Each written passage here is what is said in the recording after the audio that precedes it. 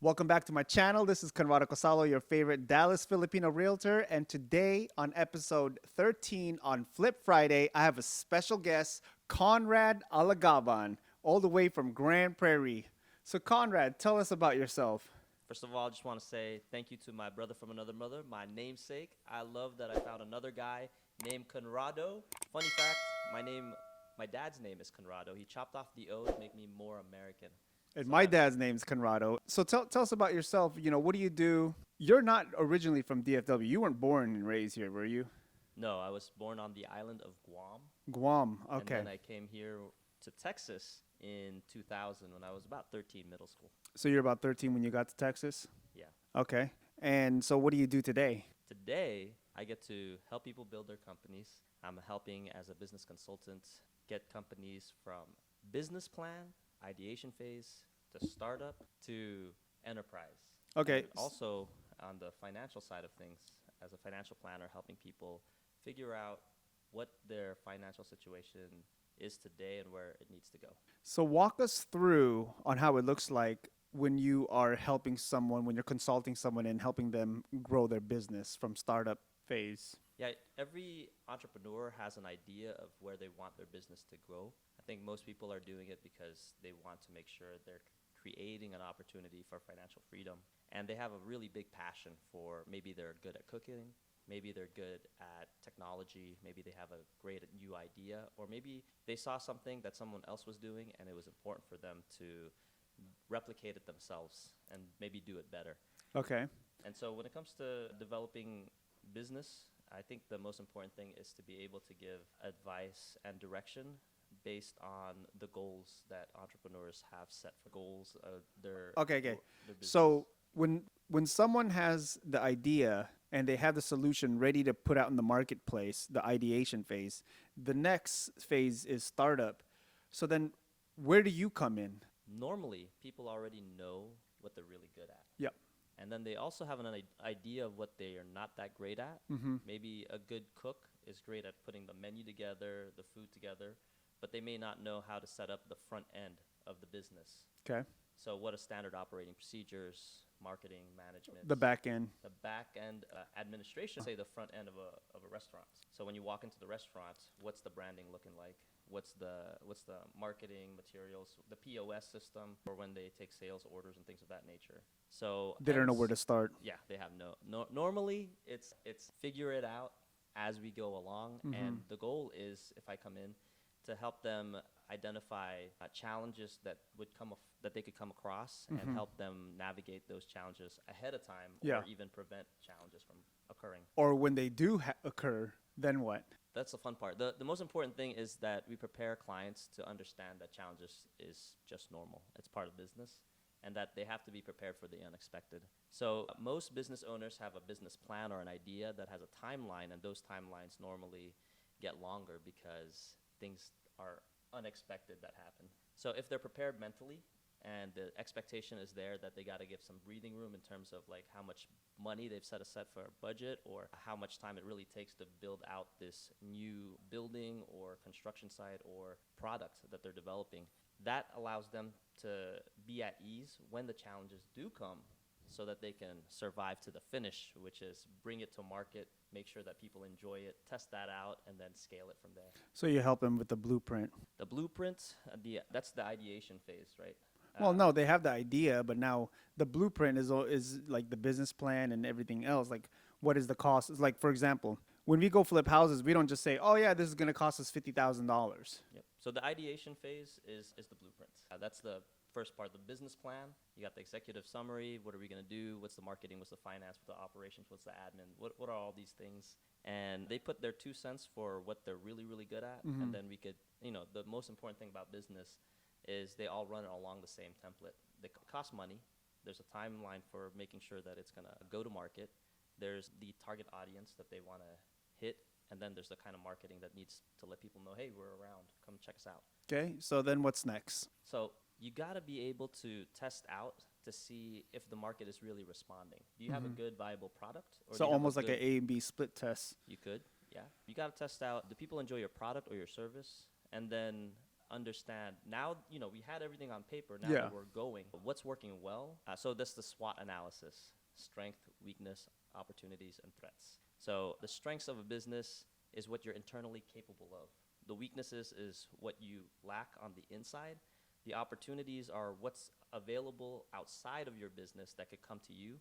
And the threats are what is outside, like competition. And so, Or what can bring you down. what could bring you down. Yeah. And being able to understand these things, it takes a lot of standing back and not being emotionally attached to what's happening. And that's what I can bring to the table whenever I'm sitting down with people, because normally you're passionate about it, you want it to work. You get emotional. Get it too attached to You the become project. bipolar. No, seriously. Could happen. I mean, A lot of entrepreneurs, Yeah. they can have like mental issues. that's the most important thing that we focused on in the last couple of years, is helping entrepreneurs mentally prepare. It's the setting of expectation, because the feeling is, I'm doing this by myself, I'm all alone, there's no one to talk to, I can't look like I have problems because I need to look like I'm doing really, really well. But everyone has the challenge. Every entrepreneur does. Yeah. Well, think about it like this way. Imagine you come up with an idea and you say, hey, I want to start a business, and then nobody supports you in your family, your friends, the close people, the people that you thought were going to support you are not supporting you. So that's number one. So when no one supports you that you love and that love you, what happens? You get depressed, This is really right? normal. And then, once you get past that depression, like, you know what, if they're not going to help me, then I'm going to go look for strangers that's going to help me. Then along the way, you meet strangers, you're doing good, you become business partners, or, anything could happen. You do business together, you become a referral source, and then they screw you over, right? They get greedy to screw you over, then you become depressed. Like we got cheated out on $150,000 with a cable company. We had about 9 trucks. We had about 20 employees. We had a bunch of deals going around putting fiber optics, being a third-party vendor for Xfinity, Comcast, right? And they all had their tools, their laptops and everything. And one of the guys that was our business partner left with the money. This is the biggest challenge, is the legal paperwork documentation process. And in partnership agreements, understanding that things could fall apart. Those are the type of things that a consultant would be able to come in and say, hey, I know you guys are friends right now, but we got to set these things up the right way so that challenges that occur in the future, there's an understanding of how things can play out. And so limiting risk, that's one of the biggest factors that I always think about, is what could possibly happen. And I plan from the standpoint of everything wrong could possibly happen. But I definitely empower and encourage that everything could go extremely well. So if you get that perspective, you're able to anticipate the unexpected. And it's a challenge. The truth is, it really hurts when you've had a lot of business partners who have failed you or you have failed them. So the big challenge in entrepreneurship is being able to take what you're really, really good at and then trust somebody else with what they're really, really good at. And so lessons learned and being able to set up the right procedures, SOP, and having the right For those of the people that don't know SOP, standard operating procedures, having the right kind of you learn something accountability. new every day. That's right. So that's the kind of stuff that's important to understand. And if someone's new in business and they don't have that foresight, that's what we want to be able to bring to the table. We understand that not everything is going to go well, or not everything's going to go right, but we do know that if we do what we need to do, we can make it through. And then understanding that, the business owner eventually lands in a place where they're able to accomplish more because they're able to handle greater difficulty in the long run. Now, you also help people with building wealth, right? Take us through that process. How are they going to do it? Let's say someone graduated high school, 18 years old, they got a job. Let's say they got a decent job, but they ain't got no bills, right? Because they're living with their parents. Yep. And they're probably going to college. What would you suggest for someone 18 years old, don't know anything about money? Like, where would you start them off at? Man, that is a phenomenal question, because most of America is in a rat race right now, living paycheck to paycheck. Because they weren't taught this when they're 18. Yep. And if you can think about it, you graduate from college, now you have college debt. You maybe get married, now you and your significant other go buy a house, now you're in a mortgage. You got to buy cars, there's kids. So it's very easy to get into financial difficulty. 100,000, 200,000 in debt. Then when you add the house, now you're at 500, 600,000 in debt. Yep. And don't worry about looking at other people, because maybe someone who's a doctor or a lawyer, well, they have $600,000 in college loans, $1 million house. Yeah. So debt is just normal $100,000 car. expensive stuff. So when it comes to setting yourself up financially for success, you got to simplify it. And what we want to do for our Infinite company is to normalize for everybody the wealth check. And what is a wealth check? Everybody goes every year to the doctor to get a health check. But a wealth check is a holistic look at all of your financial foundation that is important for your life on the risk management side and then on the wealth building side. On the risk management side, you want to be able to support your lifestyle. I don't want anybody to become a GoFundMe account. And I want you to learn how to be an iFundMe account. So risk management being taking care of your insurances, taking care of your estate planning, taking care of your debts, and understanding what is the way to get out of debt. What's the plan versus the Or how could you continuous prevent cycle, it? or how you can prevent it. So let's go back to that 18-year-old kid. Yep. And so an 18-year-old kid planning ahead of time what they can do with money when they get it, it's as if you build good habits when you're younger. It will be something that you grow up with and you don't have to worry about. I'll give you an example. Most people don't count the full dollar amount of their paycheck. They only count the check that comes in the mail. If I ask them how much went to your Roth IRA, to your health insurance, to Social Security, how much of they can't bring up, they don't know what the breakdown is. Yeah. Because they didn't budget, it doesn't matter. What matters to them is they get this check. Maybe you get paid $40,000, maybe you get paid $50,000, but you're only getting Or maybe like, 25,000. sadly, true in some places. Maybe you're only getting $1,000, $2,000 every 2 weeks. And so with that money, if you're budgeting, if we train an 18-year-old or even when they're kids to break things down into percentages, let's go even younger than 18. Let's say a 10-year-old. If a 10-year-old gets an allowance of $10 a week and you train the 10-year-old, hey, you can do the 50, 30, 20 rule, or you can do the 50, let's say 40, 30, 30 rule. These are just breakdowns in percentages. But what are You these could three? customize it. Yeah, you could customize it. You could. So 3 breakdowns: something for investing, something for saving, and then something for fun. What about giving? And that fun could be giving too. So it could factor in. So however you want to break it down. But if you're teaching a child something simple like here's $10, what do you do with $1? Well, what do you do with 10%, 20%, 30%, 40%? And if let's say for example, I think a great example is Bill Gates. When he was 13, his grandpa bought him stocks and bonds in rich people. Well, you know what? That's a good example, but that's also a bad example. Let's go back to reality where the average Yeah. person doesn't have grandparents buying them stocks and bonds, because you know that if everybody can, they would buy their kids stocks and bonds when they're 13. Yeah, kids are more adept to things in the digital world. So cryptocurrencies, stocks, those are games to them when they're little. So these are things that in the long run an 18-year-old could learn and do. But then when a 10-year-old is getting a $10 allowance, if $5, let's say 50%, goes to investing, what are they investing in? A dad would know. He'll put it in Robinhood or put it in something that makes sense. And then so every 30% can go into savings, 10% can go into giving, and then another 10% can go into fun. If a kid grows up like this, when they get $1,000 and they break it up, or when they get $10,000 or $100,000, they'll do the math the same way. Yeah. It's like putting your left shoe on, putting your right shoe on. But what ends up happening is 50% is always invested. Well, let's break it down. You give a kid $10. You said $1, 10% goes to giving, right?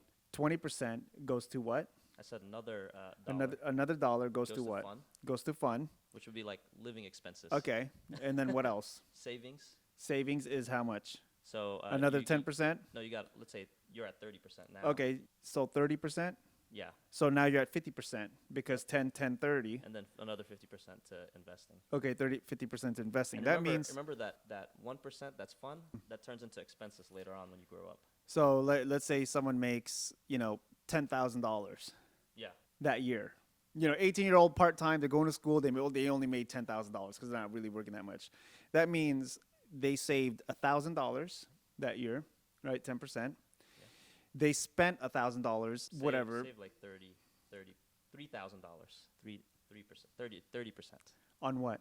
just savings. Savings. Yeah. No, I'm just going by the breakdown so they could see in a bigger form, because we did 1%. we did 1%. no 10%. Oh yeah, 10% giving, 10% fun. yeah, 30% savings, and then 50% investing. investment. So that means in that year at 18 years old, they invested 50% of their income, so they invested 5 grand. They saved 30, $3,000, right? 30% They gave $1,000 to to community, church. anything, right, that they gave, and the other 10% was for Man, they had fun, a lot of fun.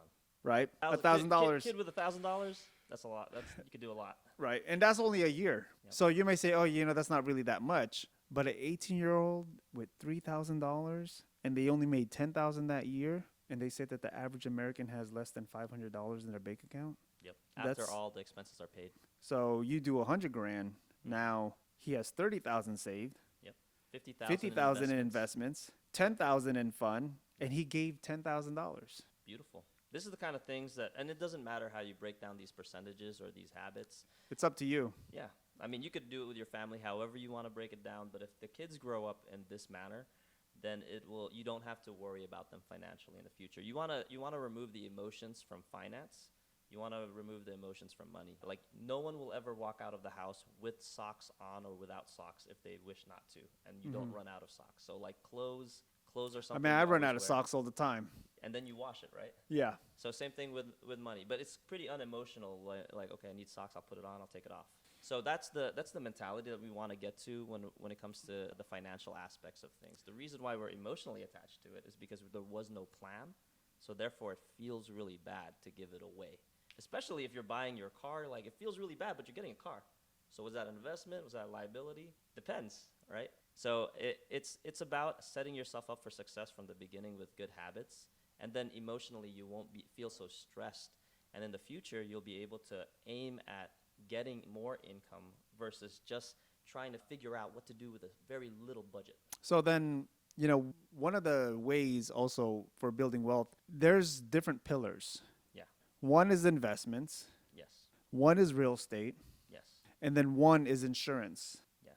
right? So talk about the insurance part. Like, what's your take on the insurance part? Insurance should, in terms of cars, these are all risk management factors and basically taking care of liabilities. You have a lifestyle you live.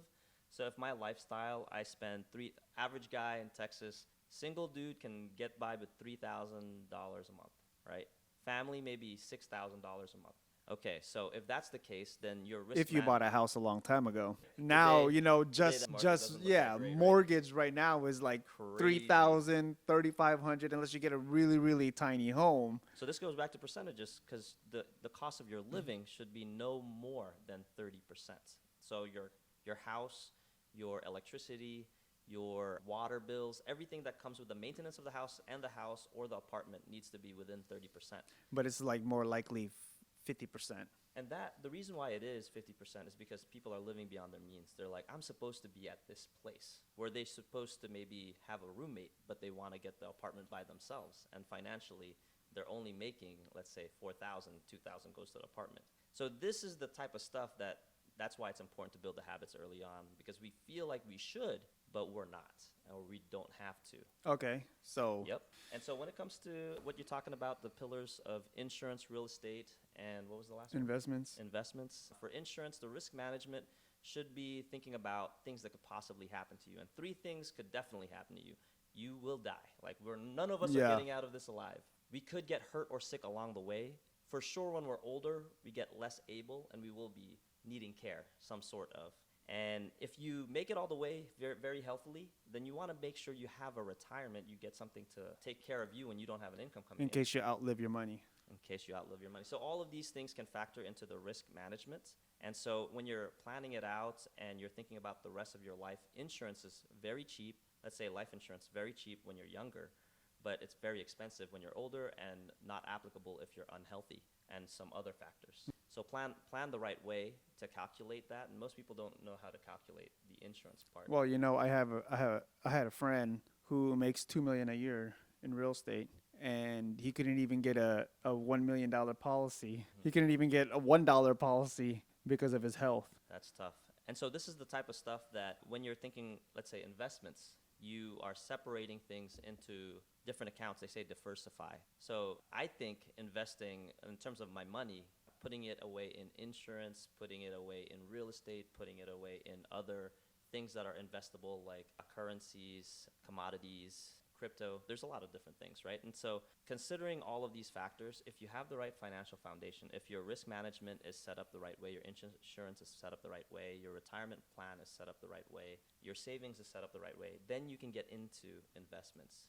Because the big challenge when people save up $5,000, $10,000, they want to invest it right away, Yeah. but they might not have an emergency savings. The challenge with investments is they incur risk, and the risk of losing all of your dollar that you have saved up. So it needs to be the kind of unemotional investment where if you lose 5,000, it's not going to hurt you in the long run. It should not hold you back from being able to make a car payment or buy your house or things of that nature. And so when it comes to being able to set these pillars up, if you set them up accordingly with financial professionals like Conrado is in real estate, I'm in insurance, then these are things that will really, really help out in the long run if you're planning now today before you get into things. I think the biggest challenge is most people are thinking, I need to have it first and then I'll plan. Yeah. But that is really the wrong way to think about it, because let's say you didn't have a plan for the money, then you have the money, no plan means you lose it really It's fast. like the people who win the lotto, 100%.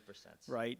They didn't have no plan, but Yep. they won millions of dollars. But Yep. how is it like within the next 2 years, they are depressed, Yep. they're broke, they're dead, they're drugged out, Yeah. right? Something happened, they go back. It's like that saying that goes that if you take the wealth away from the rich man, he'll gain it all back. Yes. And if you give the poor man money, he'll lose it all over again. Yes. And those are basically just habits. So it's a mentality thing. And being able to set yourself up for success means making sure you're in the right framework. You're thinking about money the right way. You're thinking about business the right way. And you're thinking about your life holistically, as in your health and your wealth. Not just you're super healthy, but you're broke, or you're super wealthy, but you have poor health. So having a nice balance is the way to aim at being able to really, truly build wealth. And if you're a business owner, being able to not just because you're really good at what you do, hammer in on the business, you gotta know that there are things that are more important in life. God, family, and things that are really close to your heart that make living worth living. So you're a really big part of the Filipino community here in DFW. You just became the president of PhilCon, Thank you, yes. right? Congratulations, the new president of PhilCon, which is the Filipino Filipino Leaders Coalition of of North Texas. Thanks, bro. I Now, understand. yeah. So why is it important for us to have a Filipino community center here in DFW? It's a phenomenal question. We have been here for a long time. In America, for example, we've been here for more than 400 years. But 200 years ago, we have documented Filipinos coming into the United States. And so with that, where do we plant our flag? And you can see where the dominant states where most Filipinos have landed: in California, in the West Coast, and then there are other states where people have already planted a Filipino center, like in Florida or in Chicago. Yep. And what's really critical in Texas is we've doubled in size. We went from 40,000 Filipinos in the early 2000s, and now we have more than 80,000. More than 100,000. There we go. The numbers keep growing. Think about it. I came here 2022. Yeah. And you guys been saying 80,000, but that doesn't count us or the other Filipinos that's been moving over here. And I swear there's at least 20,000 Filipinos that came in the last 2 years. We need to identify who are, because as Filipinos, we definitely integrate into other societies really well. We speak the language, so if we land in that country, the kids will speak the language. But we need to keep our heritage and our culture. So a center where we can come together, and this is not just for Filipinos, this is for everybody that celebrates Filipino culture. To be able to come together, learn best practices in business and finance and technology and medicine, all of those things where we can give students a chance to learn Tagalog.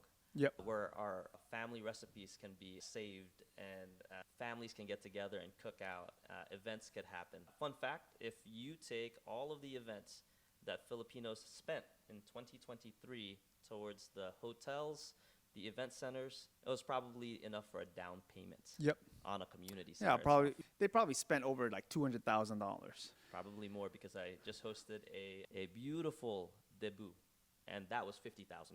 Wow. That was one event at the Hilton Anatole. Beautiful. And so if we have a location for ourselves as a community and other people can come learn about our culture, it'll bring us stronger together because the challenge is the next generation has less of a memory or less of an experience. The kids today are already just Filipinos by brand, like the sticker. Yeah. Just because they look Filipino, they eat the food. But they their don't mom know cooked. nothing about being Filipino. No clue. And it's not their fault. It isn't their fault, so it's up to us to retain and maintain. And to restore. So you've been part of the Palenque since the beginning, like the first season. You know, we're going on to our third season at this event. What was your experience like at the other two events? And what got you to say, hey, I want to be a part of this? Because you weren't there, you know, when we started it, but after a few months you heard about it and you're like, wait a minute, how come I'm not a part of this? Like, I want to be a part of this. What made you want to be a part of, you know, building the Palenque? I can speak on that from multiple fronts because in the first place, I was a major donor and I was a vendor and I got to bring a lot of good people to volunteer as well. And so I got to see it from multiple perspectives. But I think the powerful thing is to see the community come together in a short period of time and say, you know what, we can do big, important things. One thing that Filipinos don't normally do is stand up and say, this is who we are. And we don't normally bring excellence up as a thing. We know we're hard workers. We're known for that. We're known for good cooking, great music, and dancing. But what are the other things that are important for us? And so for the first time, I saw that, hey, Filipinos can stand together in a way that shows excellence, that brings out the best of us. And that's very, very powerful. So that says that, you know, if we can do this without a community center, imagine what we can actually do when we build one. Exactly. And one of the biggest things that PhilCon is working on, separate from the community center, because that is a Filipino-American community endeavor. Pace. The PhilCon's goal is to streamline all the legitimate organizations and then help the ones that are wanting to become true nonprofits or service organizations in the DFW community to streamline their efforts so that they are not stepping on each other's toes. We want to be able to bring scholarships to the table to give money to these organizations. We want to be able to create a directory so that we know who are all the Filipino leaders in business, in community, in service organizations, the churches, who are the people that can help you with what you need. Maybe you just immigrated here and you brought your family and you have no resources.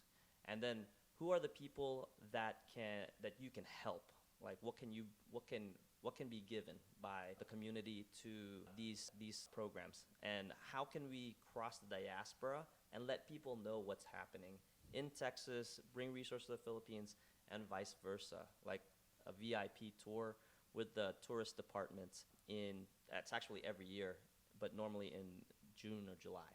So these are things, including working with the consulate in Houston. Awesome. Well, where can people find you on social media? If you go to conradalagaban.com, ConradAlagaban.com, all my links are there.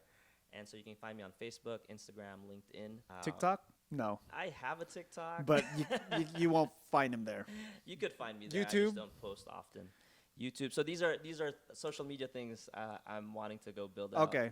But so definitely Facebook. I'll put all the Instagram. links of him in the description, and you guys could find him in the links in the description. Now, is there one last thing that you want to tell everybody before we end this? I just want to appreciate Conrado and Flip Fridays for being able to showcase good information to the Filipino community about what are the stories from each individual, what we're going through, what we're trying to do, what we're accomplishing. For me, the most important thing is the togetherness of community, so I focus on the business development through my Viceroy Entrepreneur Center. I focus on the finance through the VEC Finance team and our Infinite Company as a platform. And then the Filipino programs like PhilCon, like PACE, these are near and dear to my heart, and I wanna see us succeed together. So listen in, share this with as many Filipinos as possible, and I want to see you on the next Flip Friday.